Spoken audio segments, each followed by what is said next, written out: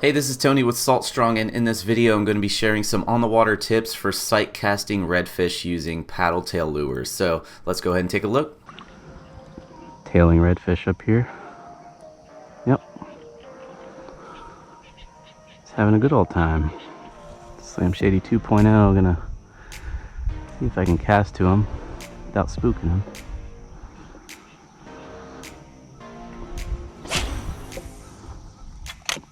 Perfect.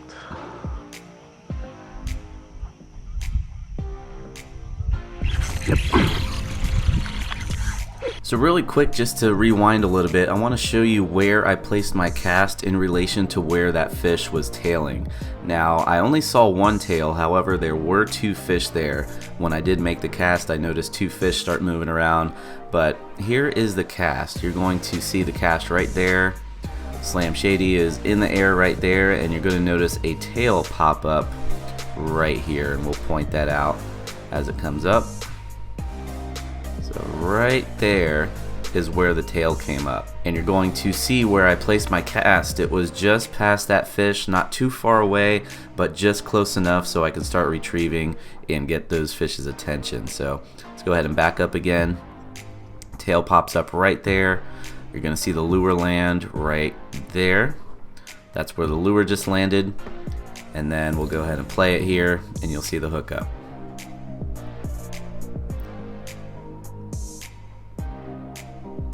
And there you go. When I was retrieving the Slam Shady, I was just slowly dragging it, a very slow reel, keeping the rod tip up, because what you don't want is your rod tip down and then your line ends up dragging over those fish before your lure gets to them. It'll just spook the fish. So make sure you keep the rod up, make sure you cast just far enough away from those fish that you don't spook them when the lure lands, and that you can get that lure in front of those fish effectively. So a little extra tip here, you can see how fast I was reeling because that fish took off pretty much directly towards me. And when that happens, if you don't have a reel that has, a high gear ratio, you can't pick up line quickly and you won't get a good hook set. So that's why I like to use high-speed reels.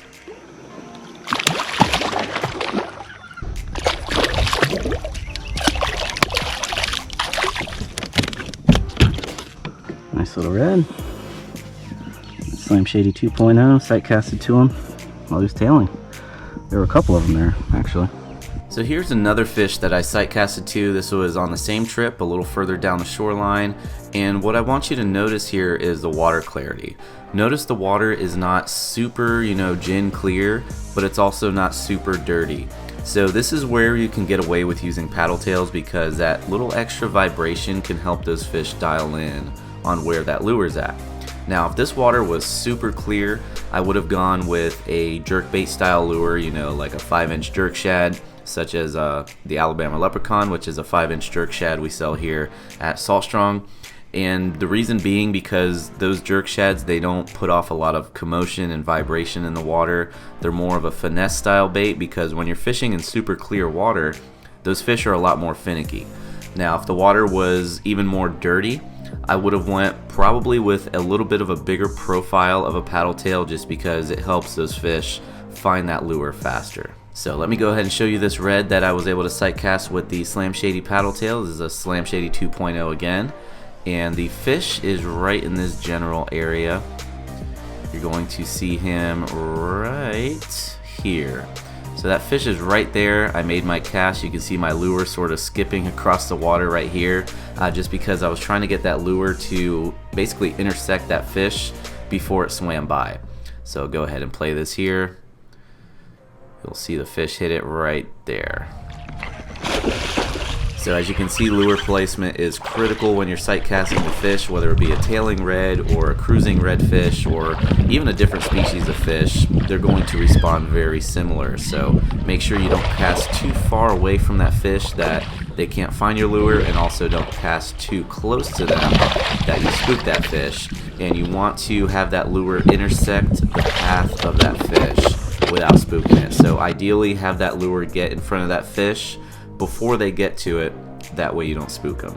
So I hope these tips can help you out if you are sight casting to redfish using paddle tails. This can translate over to other species as well, you know, sea trout, snook, very similar tactics. And also, if you're interested in any of the products that I did mention in this video, we do carry them on our shop page at fishstrong.com, and if you are one of our insider members, keep in mind that you do get up to a 20% discount on all the tackle and gear on the shop page. And then lastly, if you're out there on the water and you're just having a hard time finding fish, you're not being consistent, you're not being successful, highly recommend checking out our Salt Strong Insider Club at saltstrong.com, where we guarantee you'll start catching more inshore fish in less time. So be sure to check that out.